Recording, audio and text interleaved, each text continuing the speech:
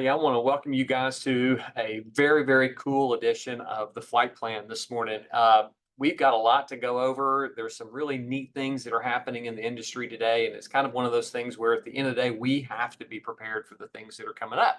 So, if they are going to basically look at how real estate commissions are paid, there's been a long-standing tradition that the listing agent was the one that kind of set the fees. Well, now you're going to have the opportunity for the listing presentation and the listing consultation. And we're also going to have to be really, really good at a buyer consultation. So those are the things that we are going to really kind of go over and talk about in today's flight plan. I feel like the benefit in having the right representation is going to be huge for every single consumer that's out there.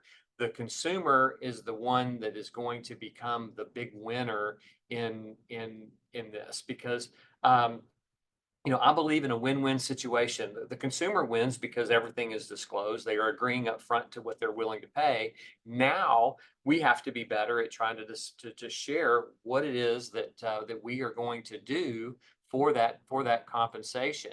Um, you know, Traditionally we have just said, oh, don't worry about it. The fees are covered. That's nothing that you have to worry about. It's a traditional deal. Buyer representation agreements were never agreed to on the front end. It was just this assumed thing. And I feel like whether you're a brand new agent or an agent that is totally seasoned, this is going to sharpen our pencils. This is going to be a way for us to really identify why we are qualified to represent that particular consumer in the purchase of their property. So going forward, how will you get paid as a buyer's agent? What's really interesting in all this stuff is that now you're going to have a buyer broker agreement prior to showing any homes. So if you are advertising for properties and you're saying, hey, I want to market this particular listing, I want to find buyers for your property. Outstanding. You're searching for buyers for your listing. You're now that someone calls and says, hey, I would like to come see a property. Listing agents are going to have to disclose, hey, I represent this particular, the seller. I do not represent you. I would either encourage you to go get representation, or I can now refer some of that stuff out. Now, um, before showing the property, let's say you are in the advertising world and you get a lead. Someone calls and says, hey, I would like to go see this particular property at this particular date and time. Now your conversations are going to have to shift into, how do I share what my value is in representing that particular consumer in the showing and the potential purchase of that particular property. So what I'd like to go over today in today's issue of our flight plan is really kind of what can we do this week to, number one, be thinking about what our consultation should look like. Two, how do we put some ideas together? And number three, how can we go through some dress rehearsals? How can we be better prepared so that when that phone call does come in, how do you answer those calls appropriately? How do you meet with the particular client? And those one-offs of, hey, I just want to go see a property is great. You can still do that. You just have to have a particular document that says, if you choose to purchase this particular property, I will be your representing you in the purchase of that home. Now, it can be blanket. You can say, I will be your buyer's agent for any property in our local MLS, or I can be very specific to the property that they want to see. So there's still a lot of opportunities out there for us as buyer's agents. We just have to learn how to share what it is that we do really, really well. So let's get into this. Better buyer consultations. Have you ever had one? Number one, most people, I would say most buyer's agents receive the phone call. Hey, I would like to see 123 Banana Street. Great. Let me get that scheduled. What's an appropriate time for you? Are there any alternative times if the seller's unavailable at that particular time that you request? Outstanding. Great. We have approval. I'll meet you at the house. Well, different types of different changes are coming, so we're going to have to be better prepared for that conversation. So will you meet with an individual? Will your consultation be 10 minutes? Will your consultation be 40 minutes? Will your consultation be, we'll meet today and see the house tomorrow? So this is a lot of things go into play in all this type of stuff. And I think that what we will find, and this is just my opinion and all this stuff is that you're going to find the buyers who are casually looking are going to now have to become more serious. So you're going to be able to put people into a drip campaign if they're really not serious about buying today. Are they 3 to 6 months out? Are they 6 months to a year out? The campaigns that you're going to deliver to these particular types of buyers about why you are the agent to hire is going to be critical. So here's some things I want you to think about in developing and building out your buyer consultation. Number one, what do you do for the fee that you charge? What are you going to do for them? Most people are, now let's think about this. As consumers, we all want something to save us. We all want to save money. There's no doubt about that. We want to save money. However, we are willing to pay for things that we really, really want. So if we want great representation and we want somebody who's really in our corner, they're going to pay the fee for that. Just like listing agents have a specific fee that they charge, and here's the suite of services that they will have. I think now you're going to see more rate sheets with variables in there. For this rate, I will do this. For this rate, I will do this. For this rate, I will do this. Pick your plan. So then if a consumer says, well, I want the cheap rate, you're on great. Well, then they go, well, why aren't you doing this? Well, that's on a different plan. Well, they're going to have to charge a little bit more. So you're really going to get what you pay for. So I think this is going to be huge from a representation standpoint is that a consumer is going to get what they pay for. So you have to decide, what are you willing to do for that particular deal? You might have a rate chart. You might have a lot of different things that come into play, but what will you do for the fee that you charge? Now, the value of your representation is going to be really key here. So this is where you're going to create that rate sheet. Hey, for these things that I will do for you, this is the fee I expect to be paid for at closing. Now, how you communicate that value is going to be how the person perceives it. There's a difference between something that's purchased at Walmart or something that's purchased at Nordstrom's. I look back on some items of clothing that I have that are really, really old. The reason that they're old is because I bought quality. I bought something that's going to last a long time, and I trusted that that was going to work out well for me. So if you can give that level of trust to the consumer on the front end, that what you're going to do for them is huge, they'll pay for the services because they are either unsure of it or they don't know how to do it, but they want to make sure that they're doing it the right way. So everybody wants to save money, yet everybody will spend money on the things that they think are important to them. So we, as agents, we have to create that value. So what is the value for your representation? Number one, how reliable will you be according to that value? So if your follow-up is not great, you're not going to be sharing a lot of value. So I think having the right reviews are going to be great. Hiring Rick was special because he did all these things. He was worth every penny of it. We are going to have to get more testimonials, more reviews for the things that we're doing as buyer's agents, where, the process on the listing side of things was very critical. Hey, I did this to list a property. Rick sold my property in record time, or Rick got the most money for my house, or we really appreciated Rick for the things that he did for us. These are the types of things that we are now going to have to be very vocal about in requesting reviews from our friends and our family and our past clients. And so remember, putting all this stuff down is having the dress rehearsal, going through it all is going to be super key. So what is your follow-up? And number two, how will you answer the phone? Those are going to be critical in how reliable you will be. I think answering the phone is super important for agents. I see agents all the time go to their phone and hear it ringing and they go, I don't recognize that phone number. They'll take the phone number, they'll go to all these different search sites and they'll go, let me do some pre-call stalking on this before I call them back. You know what? No one's going to harm you by answering a telephone. It doesn't matter if it's a recorded call or if it's some kind of thing. Just answer the phone. Just answer the phone. You don't have to wait, hold off on it. I know there's times when you're busy and you can't answer the phone. That's okay. But if you're sitting working on your computer and the phone rings and it's somebody dialing you and you go, oh, I don't know. Just hit okay. And hello, my name is Rick. I'm a real estate agent in the Houston market. How can I help you? It's that simple. So how reliable will you be? Now, next question, how different will you be? What sets you apart from other agents? Now, My background as an entrepreneur going all the way back into the 1990s is huge, right? I've worked for myself for over 30 years, almost 35 years now. And what's important to note about all that stuff is I've had to negotiate all kinds of things. I understand what things are people are thinking. I understand about how they're wanting to react towards things. I mean, I'm using my life experience to help me set myself apart as someone who can represent them. If you're brand new, your past experiences are going to help set you apart from other agents. Now, one thing that's really important for me is that I want to make sure that I'm going to help people buy the right property. I'm not going to let them buy the wrong property. So, prior to getting my real estate license, I was in the contracting business. I rebuilt kitchens and bathrooms and did all kinds of exterior work, no landscaping, but decking, pergolas, things like that to help improve properties. So I understood cost on plumbing, I understood cost on electrical, I understood cost on materials, what it took to put these items in place.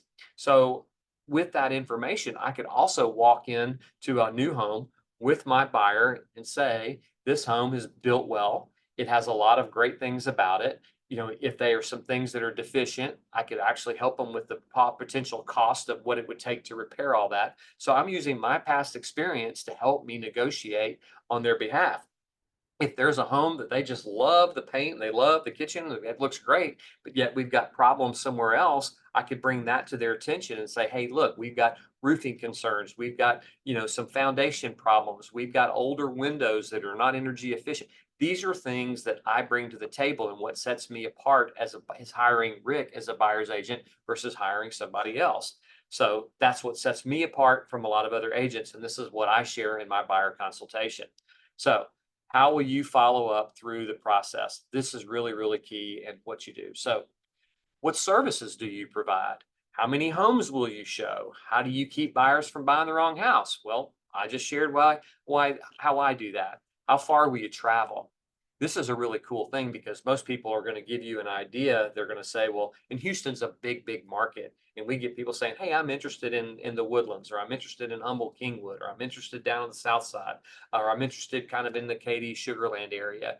How far will you drive to go show homes? And I believe that kind of really setting yourself up for a very centralized opportunity will actually elevate your game because you're going to know more about those particular types of properties. You're going to know more about the needs assessment for the buyer on what type of number of rooms, what type of location they're going to want to be in, what their commutes are. So doing these needs assessments will allow you to be really better at your particular market because now you're going to know everything there is to know about that zip code or the local market or the local subdivisions. What's very valuable about that. So doing that type of activity is huge.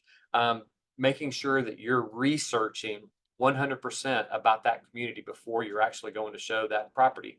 I mean, imagine being able to go and say, hey, listen, Mr. and Mrs. Buyer, do you realize that in this particular market over the last 90 days, we've had 70 properties that have sold? Now, the list price to the sold price is actually 98% or it's 100%, whatever that number may be. But knowing all of these will better prepare them in case they decide that this is the property that they want to buy. So research prior to showing. You need to make sure you're sharing that with your buyer so that they know that you're going to go to work for them. It's not just for the 5 or 10 minutes for that particular showing, but you're going to be well prepared. Having all of this documented on a sheet of paper to give to somebody at the first showing is going to be huge as well. So negotiating contracts. How well will you negotiate contracts? This is something that we did several years ago, and I'm actually considering bringing it up for a lot of the agents today. Is during the previous year or 12 months leading up to all this, all of the different properties that the Texas Rockstar Group sold as representing buyers, we took list price to actual contract price. And then we added in the amount of repairs that we negotiated. What was all of that? And that list price to the final price was what we saved our clients. And we had a great buyer's agent at the time. I want to give a great shout out to Jake Johnson. He's now running a very, very successful business as an independent agent. And I love that we got together. Love Jake. He's a wonderful guy. And we put all this stuff together and we kind of came up with, he had saved his clients over $250,000 in the previous year. So that became kind of one of the reasons why you want to hire Jake. And it's one of the reasons that why you might want to hire you. Now, let's say you're brand new and you don't have that. go pull up your office statistics. Go look up several of properties and see what the average is for those particular properties that were purchased by your brokerage. Let's say you pull up 20 properties, and the average from list price to the contract price was a 3.5% discount. So just say that, listen, I saved my clients 3.5% on every single transaction. You're being compensated. So you need to make sure that the reason why they're hiring you is because you're saving them money, and that's the reason why they want to hire you, is because you're helping them save money, and it's more cost effective for them to hire somebody versus negotiating it on their own. So those are really huge, and I think that's one of the things that from a negotiating standpoint is really key. And how deep of a discount can you work through, and how well are you able to get your offers accepted? Writing the right offer is key in doing this, because you don't want to write 100 offers to get one accepted. You want to write one offer and get it accepted because it's the right house for your particular buyer. So negotiating contracts are really, really key. Also, making sure you can help your buyer navigate the mortgage process. You have the opportunity to listen, no matter who they have talked to, one of the great things that you can say is this is huge. If I could show you how to save thousands of dollars on the purchase of this particular property, would you be interested in speaking with my mortgage professional? It's huge. Listen, I have sent several clients to our lender, Tammy Goodman, where she's with the loan people. Someone was recently working with another lender. That lender was struggling with getting some stuff done. We got it done in a short period of time. Love all this. We had another buyer recently who had connected with another lender. Turns out we had a better situation where Tammy could offer them a better interest rate. Super, super key to have that relationship, because the more deals that you send a particular mortgage professional, the better they may be able to do with some of the extra fees, because they know that you are going to continue to drive traffic for them. So you help navigate all this. Connecting the consumer to the right vendors is really, really key. And having that vendor list that will help them, whether it's inspectors, mortgage professionals, it doesn't matter. Having all of this as keys to them, that knowing that it's not just you they're hiring, but they're hiring the suite of people that's going to be really key in helping them make this decision. It's a huge financial decision, and your team, not necessarily your real estate team, but your team of vendor professionals is supporting you in all of this and the fees that you charge. So negotiating is really huge. You also want to make sure that you're giving the buyer the right documents. You want to make sure that you're protecting that consumer, so that when they sign the contracts, that they're having everything disclosed on the front end, from the seller's disclosures to whether there's water district notices here in Texas, to making sure that everything is disclosed properly from the HOAs, understanding all of the documents, what fees they're going to be charged. You as a buyer's agent can flip some of those fees that are traditionally buyer's agent's cost today over to the seller. And if you know how to do it efficiently, those are additional ways that you're going to save them money on the properties. So disclosures are so important, and listen, they're protective. So you want to make sure you're getting all the right things. Now, walking through this process, now we've got a property under contract. What happens after contract? Are you going to walk away? Are you going to stay with them? Are you going to meet deadlines? Are you going to walk them through this process? These are key things that you're going to share, that you're not just going to go write the contract and walk away, but you're going to help them. You are going to walk beside them for every step of the way during that transaction, and you're going to help them get to closing, because that's the ultimate key, is them buying that property, walking into it, knowing that it's ready to close, and then they get the property and everything's all great. So building that consultation is huge. If you've got questions, reach out to me. I'm working on our consultation, how we're going to do this. I want to put it together on a 2 to 3 sheet document. If you'd like to have it, let me know. I'll put it in there as soon as we get ours done this week. I'm going to work on the Texas Rockstar Group's buyer consultation. I'm going to work on Rick Rainis's buyer consultation. I want to make sure that we do this the right way. And this is a great thing to think about, because this is what being a professional is all about. Being prepared, making sure we deliver the value proposition of what we are going to do for the client. I love these changes, and I think they're going to be fabulous for all this, because it's going to really identify the true professional, or the just, hey, I'm hoping to grab a couple of people. So let's do this the right way. Let's build that consultation. Let's meet with some people.